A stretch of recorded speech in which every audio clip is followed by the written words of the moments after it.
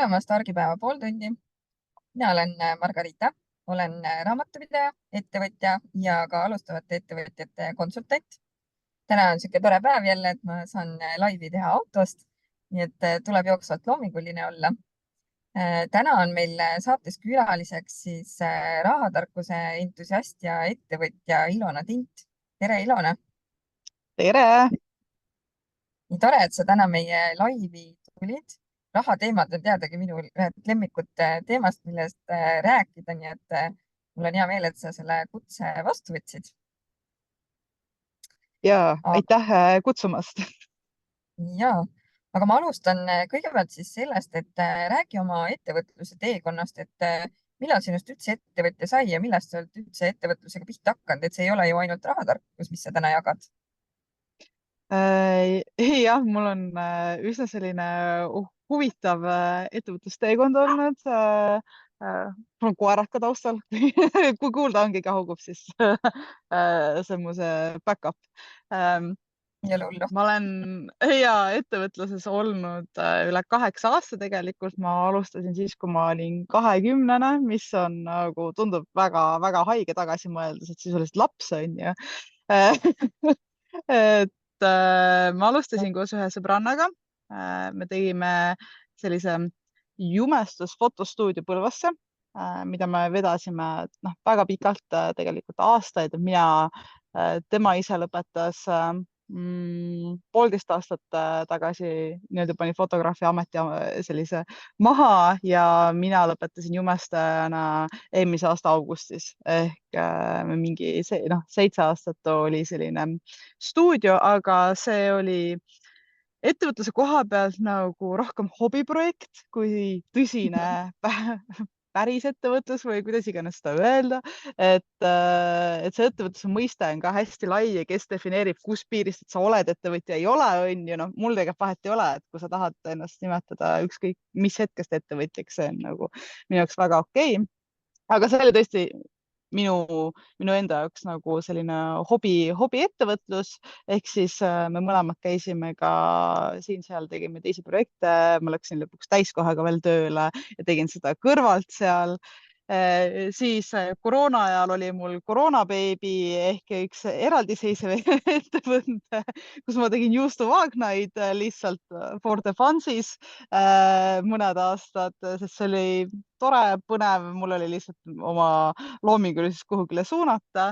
Siis ma jätsin selle ära, sest see ei pakkunud mulle enam põnevust ning siis paralleelselt selle stuudioga veel jõudsin ma lõpuks rahatarkusesse, sellesse maailma ja siit alt alates eelmise aasta juunist alustasin ma nii-öelda ettevõtja teekonda nii-öelda rahulikult soojendades täiskohaga ja septembrist olin ma ikkagi täitsa ettevõtja, ehk siis ma maksan endale palka ja see on mul selline ainukene plaan ja kõik, mis toimub läbi ettevõtte, et mul ei ole mitte midagi enam peale selle ettevõtte, aga selles ettevõttes sees seal toimub terve hunnik asju. Nii et ma ei tea, kus see piir freelanceri ja ettevõtja puhul minu puhul seal nagu läheb väga.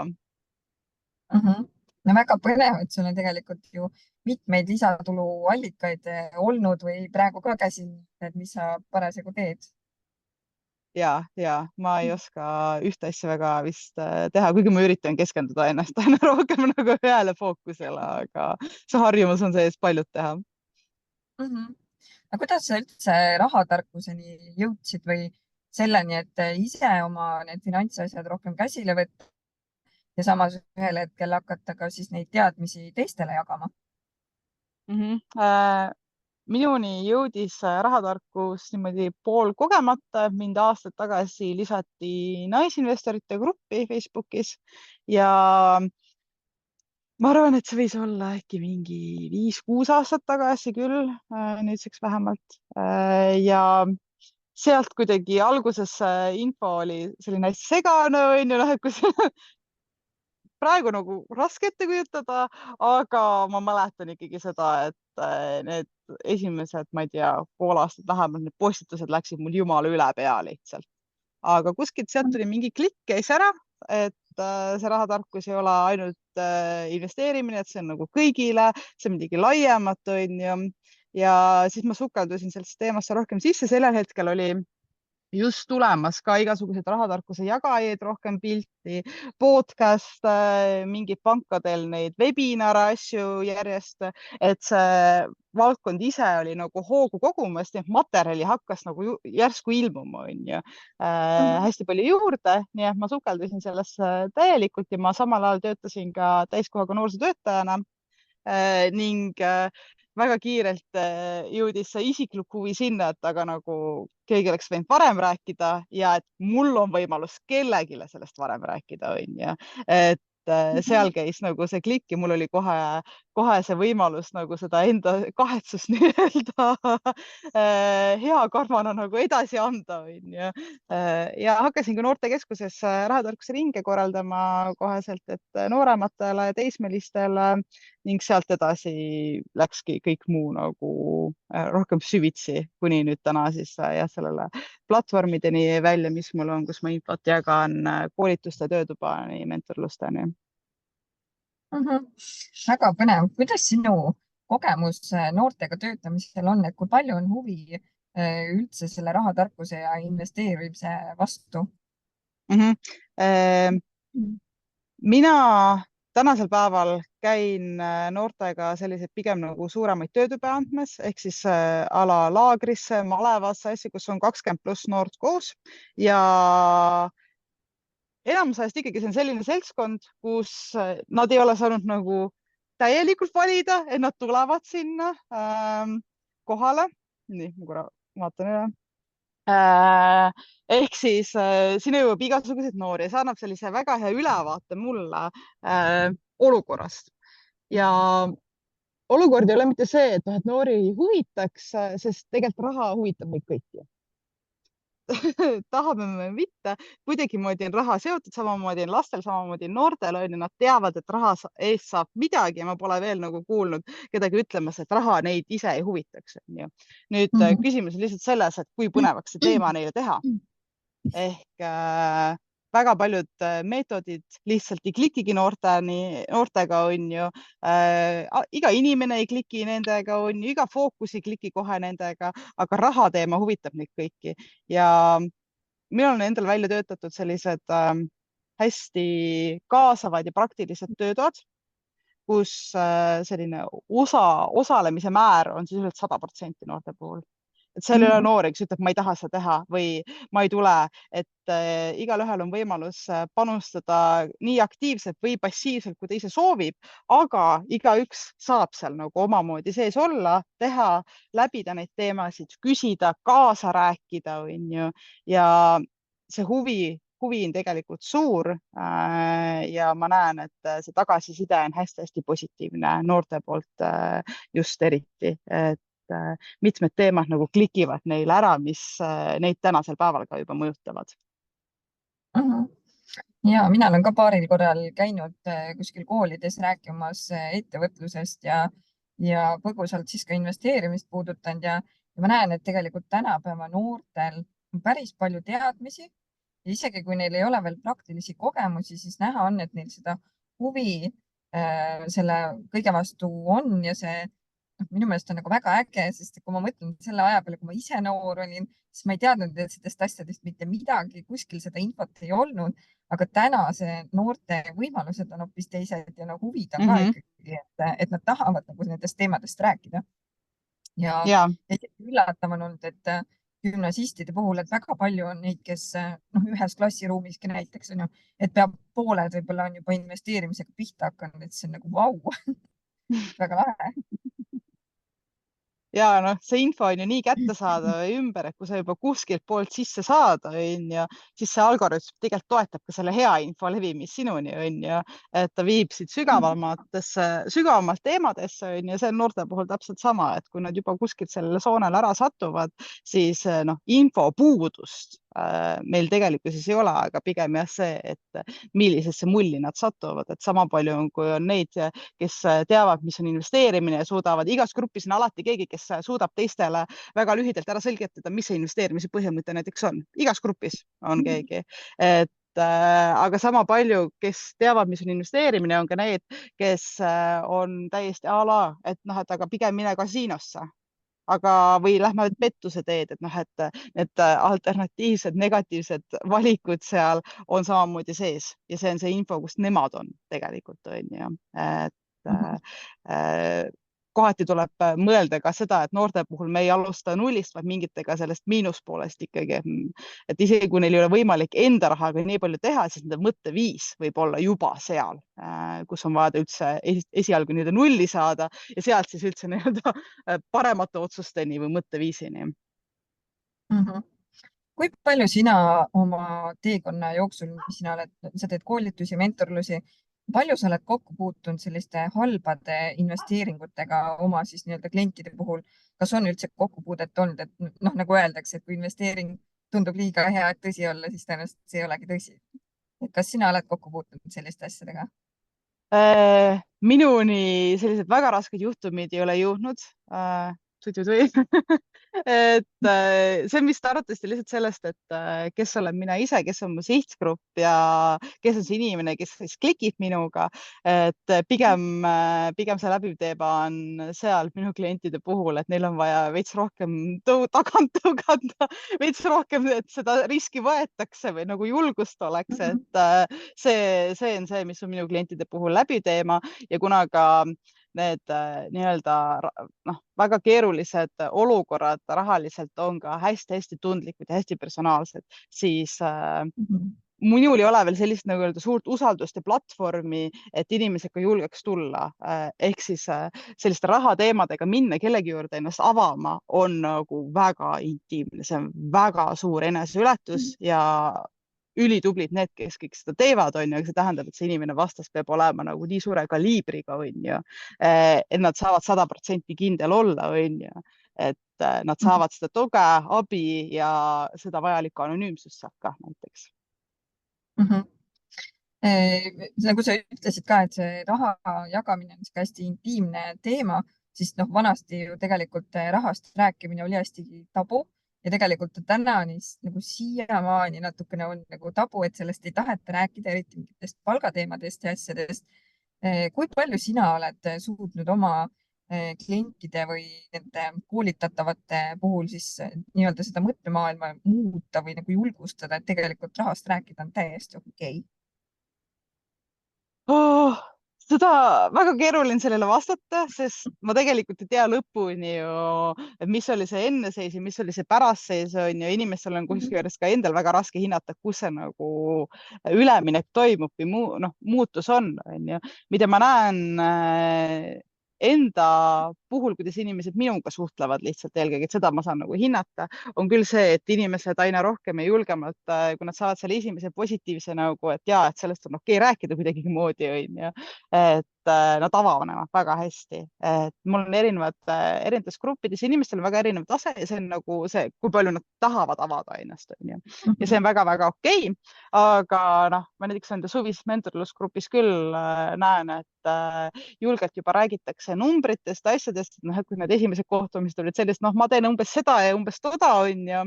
Aga nüüd juba me jõuame sinna, kus inimesed räägivad summadest, mitte ainult minuga, vaid ka teistega, on ju. Nad räägivad nendest raskustest, mis neil on ju, et okei, mul praegu ongi rahaliselt raske sellepärast, et on ju, mu plaan on selline, mul oleks vaja iga nädal või kuu nii palju praegu, konkreetsed numbrid tuleb välja, konkreetsed raskused selle taga on ju ja mingi teatud selline häbi kadumine, et kui mul on probleem või mure on ju, et seda ma näen küll, et nii enda mentorlus klientide kui nende gruppide puhul, et see, kuidas minu ümber inimesed nagu avanevad, see muutub ja üsna kiirelt tegelikult, üsna kiiresti inimesed tahavad nendest teemadest rääkida. Ja no mentorluste puhul ma kujutan ette ka, et tulevad inimesed võib-olla rohkem, kes ongi valmis nii-öelda vastu võtma, aga kas sa oled kokku puutunud ka selliste klientidega, kes tahaks nii-öelda rahaasjad käsile võtta, aga samas neil on nagu 100 vabandust, miks seda mitte teha või kuidas nii-öelda vabandusi, et mida siis nagu muud selle rahaga peale hakata, see, et hakata nagu sääste koguma, sest et mina näiteks hästi palju olen näinud seda inimtüüpi, kes nagu tahaks, aga samas ta ei taha mitte midagi teha ja sellistest inimestest on Mhm. nii raske läbi saada, isegi võimatu läbi saada. see on teatud inimtüüp jah, täiega. ma arvan, et need ei jõua väga selliste teenusteni, mis maksavad piisavalt palju. Mingid Mhm. küll, mingid on sellised sarikoolitujad, on ju, kes on nõus alati tulema ja õppima, aga mitte tegema. aga väga paljud sellised, kellel ikkagi see mõtteviis on nii kinnine, nad ei jõuagi sellele tasulisele teenusele tegelikkuses, on Mhm. ju. aga noh, mina olen avalikult kah vist nii piisavalt nagu konkreetne ja ma väga ei nämmuta mingite asjadega, et minu puhul ka ei anna sellist asja nagu sellega nagu läbi minna. et no ma tahaks küll, aga on ju noh, et see väga vist minu jälgijaskonnas ei tööta ka tänu lihtsalt sellega, kes mina olen iseloomult. Mhm. No väga äge. Nii, ma tahtsin midagi head küsida, aga ma unustasin selle ära praegu. Aga kes on muidu sinu see lemmik, no nii-öelda lemmiksihtrühm, kellele sulle meeldib teha just koolitusi või mentorlusi? Mm -hmm. minu minu lemmikud, kui ma tunnen praegu, noh, see noortegrupp on selline, kellega ongi äge töötada siin-seal on ju, ja ma väga naudin seda, ma teen ka noortele täiesti iga kuu 3 tasuta mentorlust kuni 22-aastasele noorele ja need ajad on mul täis pidevalt Mhm. ja seal on hästi nagu tore näha nii noorelt seda avatust, seda valmisolekut, seda julgust on ju, et ja eriti kui sul on keegi, kes toetab ka taga, on ju, et kui palju nad on võimelised ära tegema, üliäge. aga see põhiline grupp, kes mul on, kellega saab nii-öelda edasi-tagasi rohkem käia ja koos jaurata ringi, on tegelikult sarnane naine, nagu mina olen, selline 20-ndate lõpus, 30-ndate alguses. väga suur selline aktiivne hulk minu jälgijaid on näiteks ka lastevabad naised, üpris suur hulk. Ehk siis kuigi kuskil mul ei ole avalikult infot nii palju, et kas mul on lapsi või mitte, on ju, kes nagu jälgida on, see teavad, et mul näiteks lapsi ei ole. aga mul on sattunud ka sarnases nii-öelda eluetapis jälgijad, et need on ka minu lemmikud, et ma tunnen, et mina suudan kõige parem connect ida nendega, on ju, nemad nagu leiavad sarnasusi minuga, on ju, et see keel ja see arusaam ja suhtlus on nagu kõige-kõige lihtsam ja ägedam, et seal on sellist nagu teatud mõtteviisi nagu sarnasus ka juba, et saab üksteisele kah kaasa elada, mis on nagu üliüliäge, et see on nagu täitsa kogukond. Mhm. Ja eks ta ju kipub nii olema, et sarnastused omavahel tõmbuvad ja kui sa leiad midagi nii-öelda nagu ühise keele, kellegagi siis on kergem suhestuda ka või leida siis neid ühiseid kohti seal, et tegelikult me ei ole nii väga erinevad, meil on kõigil täpselt samad võimalused, on ju. Mm -hmm. Ja nii ongi tihtipeale palju lihtsam ka. Kas sind saab kutsuda esinema muidu ka näiteks mingite ettevõtete meeskondadesse, mingeid meeskonnakoolitusi tegema? ja ikka ma hea meelega teen selliseid asju, eriti kuna mul on nagu sellised veidikene teistsugused meetodid vahepeal, et mulle meeldib hullult inimesi kaasata ja päriselt kaasata, et inimesed saavad kaasa rääkida, mõelda ise, arutada, kaasa teha, onju. ja äh, sellised esinemisvormid on väga ägedad ja ülimotiveerivad ja inspireerivad ja ma tunnengi, et noh, et nende sellise kaasava meetodiga olen mina midagi nagu veits teistsugust ja ma näen, et inimesi see üllatab tihti, et kui ma lähen kuhugile, nad ootavad loengut, aga tegelikult nad saavad ise tulla ja arutada ja enda mõttemustrit nii-öelda analüüsida veidikene, aru saamata, et nad seda teevad tegelikult. ja ma hea meelega käin ja. Ja väga tore. Ja ma saan aru, et sa teed ju seda üle Eesti, et sa ei ole ennast sidunud ühe piirkonnaga, vaid sa oled tegelikult täiesti avatud tulema ühest linnast ja teise. absoluutselt. No nagu näha, ma olen täna ka õues siin kuskil suvalises suvaliselt lihtsalt onju ja ma hea meelega minu mõistus on Eestis väga-väga väike, nii et ma Mhm. ja liigun pidevalt. Mhm. Ja väga tore. Aga võtame siis ette mõned säästunipid. Sina oled ju ka, noh, tihtipeale öeldakse, et koos on kergem, on ju, et kui on naine ja mees juba koos elavad, siis on nagu kergem, et saab kulusid jagada, elamine on soodsam selle võrra.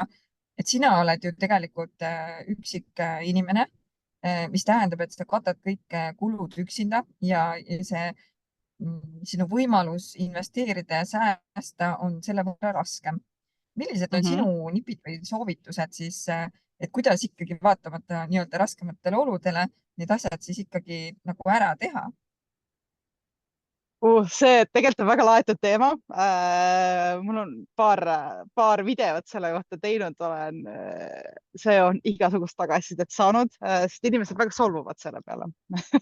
Et kui sa No, ütled, et üksi on jah. raskem, siis inimesed väga solvuvad selle peale, sest neil on aga ma ei ole üksi ja mul on ikka raske, on ju, kuidas sa ütled nii, on ju. Ja tegelikult ei ole isegi mitte ainus asi see, et sa saad kulusid katta, on ju, a la elamiskulusid, vaid ka ajakulu, mis mängib, mis ma tunnen tegelikult isegi rohkem kohati mõjutab. Ehk siis see, et süüa teed kahele inimesele ajakulu, et üks saab teha, on ju, kaks tükki saavad kasu sellest.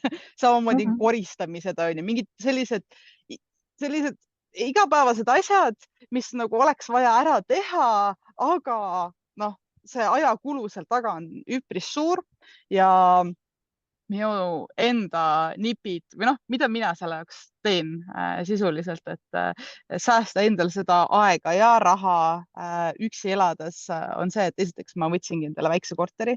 Ma ostsin endale sellise korteri, esiteks, mis ei vajanud remonti, jumala eest. Teiseks, mis on alla 40 ruudu, nii et selle korras hoidmine, koristamine päriselt on kiire. Ma ei saa endale osta sinna palju asju sisse, sest sinna lihtsalt ei mahu neid, nii et vähem asju, vähem seda kulu seal taga ka. Pluss tõesti kõik need kommunaalkulud, asjad selle tõttu on madalamad. Ma ei kujutaks näiteks ette, et ma peaks üksi 3-toalises korteris elama. Nagu see mõte juba rahaliselt ja ajaliselt nagu mu oleks nagu tappi. Ma ei tahaks. Et see elukoha ja suurus ja kulu on sellised üks nagu suuremaid ja määravamaid ja see teine nipp minu puhul, mis ma ütleks, on see, et mitte panna endale mingeid üleliia suuri või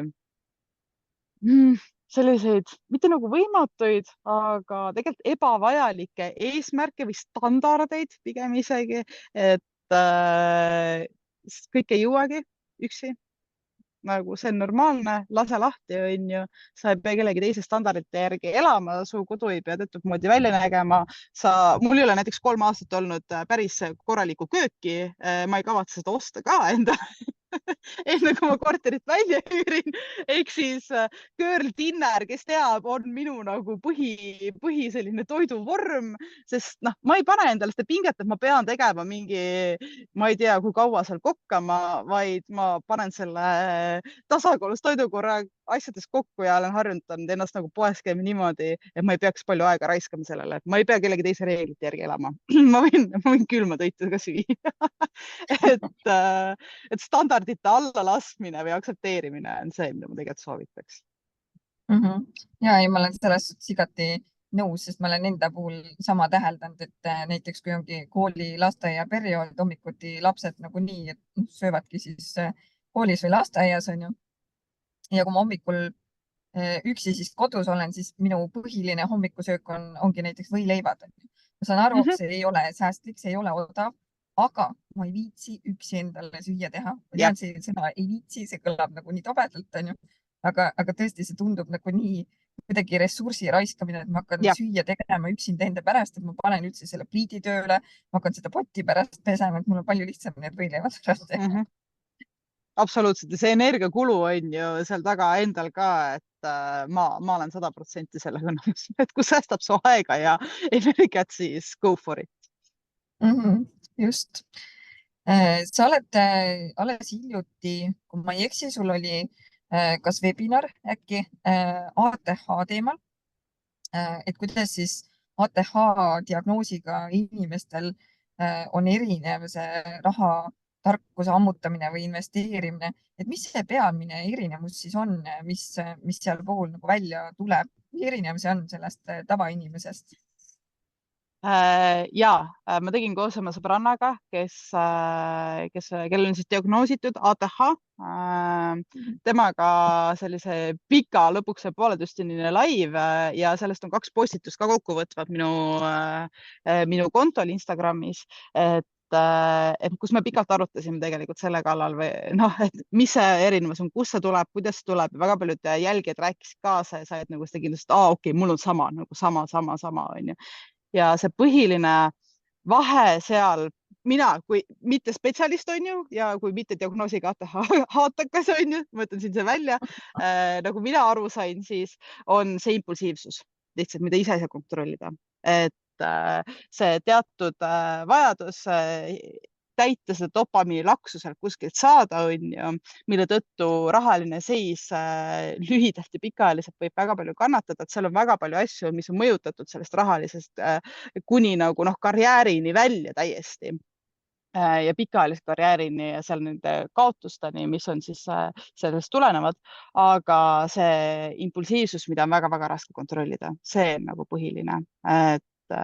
Lihtne on kellelegi öelda, et ära lihtsalt tee, aga seal lihtsalt ei käi niimoodi, et ära lihtsalt tee, on ju, et seal on terve hunnik siis selliseid meetodeid, nippe, kuidas nii-öelda ennetavalt ennast siis suunata nende teiste asjade peale ja tegevusteni või luua need süsteemid, et rahaasjad näiteks taustal jookseksid hästi, et need ei sõltuks sinu nagu hetke emotsioonidest nii palju ja samas hoida ära ka neid suuri mingeid emotsionaalseid oste või tegevusi, on ju, et seal tuleb nagu 2 poolt korraga nagu tegeleda nendega, aga jälle igal hetkel selle ATH-ga nagu tsüklis või rütmis ei ole võimalik ka nendega tegeleda, et seal peab olema see õige hetk, kuna need saab ette võtta, kuna selle hooga minna, seadistada kõik need automaatmaksed, asjad ära, on ju, ja teada, et okei, kui mul on see järgmine mingi lõu, on ju, siis on asjad nagu korras.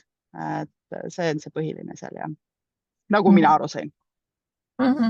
Aga kumb ATH puhul on keerulisem, kas see, et võtta kätte ja teha näiteks seda mingit aktsiate analüüsi, et see mulle tunduks ise, et vist on nagu selle inimtüübi puhul nagu keeruline või siis ongi ATH puhul, et need ostud on siis täpselt sama impulsiivsed nagu oleks poes ostes, et kui sa lähed poodi, sa lähed midagi head, siis sa ostad ära. Et kas aktsiate ostuga on sama, et pigem kipuvad olema need ostud siis kuidagi impulsiivsemad või ei ole seal sellist seost?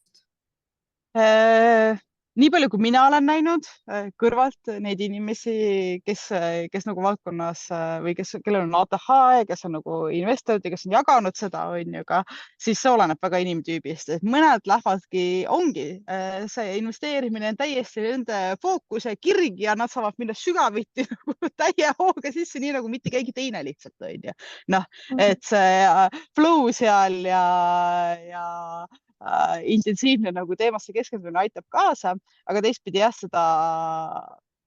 seesama no, ost-müük, impulsiivne on ka ohuks seal aktsiate puhul samamoodi, see on samamoodi ostmine on ju, noh, et absoluutselt, aga see oleneb juba nagu inimtüübist vist veidikene, kuhu poole ta kaldub, et mis seal on ja, aga seda ma olen kuulnud küll, et noh, et venitatakse ostudega, et noh, et siis keegi jagas just seda selle laivi tõttu, et noh, et tema ei ole nüüd mitu kuud ostnud sellepärast, et eelmine hind oli selline, ta nüüd ikkagi ootaks ja see on tegelikult tuttav-tunna, on ju, et ja selle, noh, see fikseerumine lihtsalt hinda on ju ja see edasilükkamine siis või siis jah, see impulsiivne ostmine, ma lähen lihtsalt ostan ruttu, sest nüüd kohe on ju tundub hea, on ju, siis pärast avastad, et sul on nagu 30 aktsiat, mida sa ühtegi ei ole mõelnud ega analüüsinud ja tegelikult ei tea, miks nad sul seal on ju.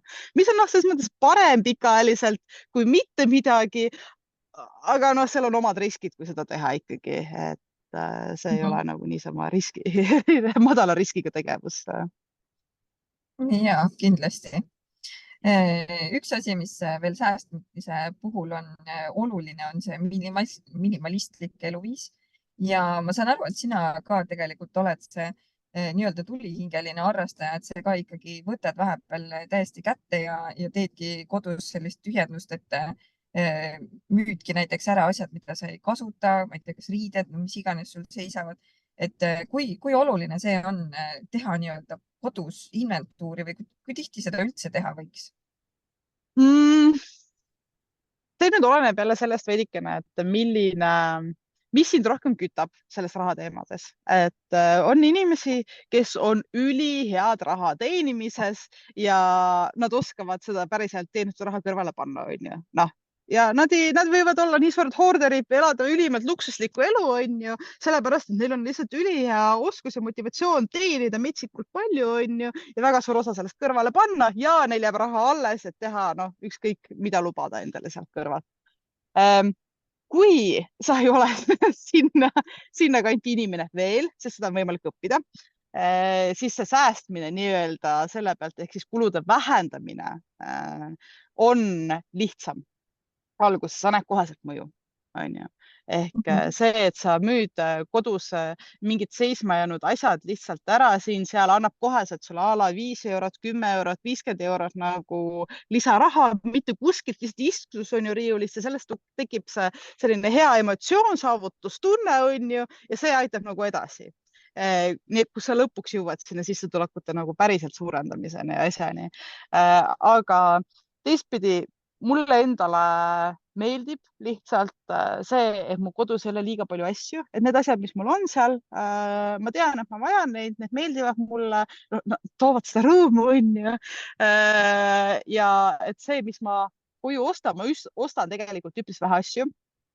Ja see tulenebki puhtalt sellest, et ma ei taha asju, mis on ostetud korraks, mis on ka üldiselt nagu noh, täiesti raiskamine minu jaoks, et kui ma ostan näiteks riideese, mida ma kannan 2-3 korda, noh, ma mõtlen kõigi nendele ressursside peale, mis on selleks läinud, et nad juba minuni jõuaks, onju, siis see, et ta veel võtab mul kodus ruumi kah, on ju niisama. Ehk ma juba tarbimise poole pealt olen selline, et võimalikult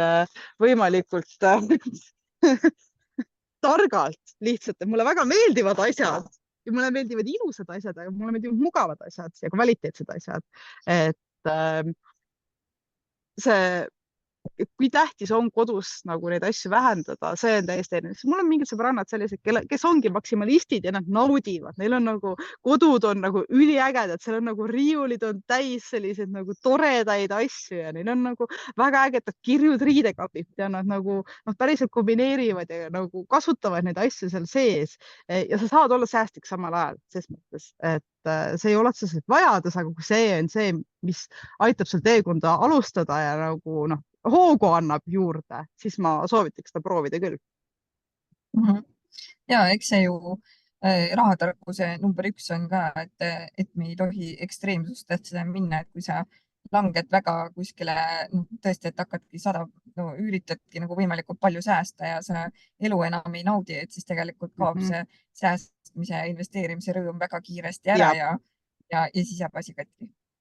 Just, et kumbki ekstreemsus pole tegelikult hea või ükski ekstreemsus pole kunagi hea. Et mina olen ülimalt selle poolt, et leida see tasakaal enda sees päriselt, et kui sa tunned, et sa hoolitsed tänase endast ja tuleviku endast. Et nii palju kui võimalik, et ja mingeid ekstreemseid perioode on võimalik teha, aga panna piir endale peale, et miks ma seda teen ja kui kaua ma seda teen. Ja siis sa tead, et okei, ma teen seda sellepärast ja see on ajutine ja siis ta on hulga lihtsam. Just. Aga aitäh sulle, Ilona. Täna pean hoopis mina lippama, takka kiirustama, aga mul on hea meel, et sa täna laivi tulid. Oli väga põnev sinuga rääkida. Ja ma loodan, et meie kuulajatele jäi ka kõrvu ja kellel vähegi huvi investeerimise ja rahatarkuse vastu, et oma rahaasjad kätte võtta, siis Ilona kindlasti on valmis uusi kliente, mentordatavaid ka vastu võtma, et kellele siis oma teadmisi edasi anda.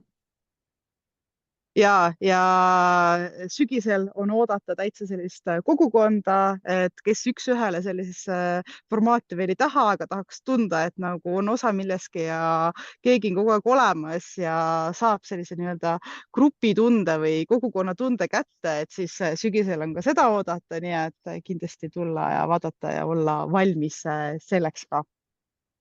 Ja väga tore, minu meelest sellised kogukonnad sarnaselt mõtlevate inimestega palju rohkem innustavad ja utsitavad ennast ka takka, et rohkem siis rahal püsida. kas selle grupi kohta saab infot sinu kodulehelt või sinu Instagramist, et kus sind jälgida võiks, et seda infot maha ei maga? Eelkõige Instagramis jah, sellist ametlikku eelinfot pole isegi mitte väljas veel, aga see hakkab vaikselt-vaikselt tulema, nii et Instagram on see põhikoht ja minu meililist, kus see siis liigub eelkõige. Väga tore, assistent jagas ka sinu Instagrami siia laivi chati, nii et kindlasti jälgige siis Ilonat, et mitte maha magada sellist ägedat võimalust. Aga aitäh sulle, et sa tulid ja aitäh kõikidele kuulajatele. Soovin teile ilusat reedet ja rahatarka reedet. Aga olgu siis järgmise reedeni. Tšau! aitäh, tšau!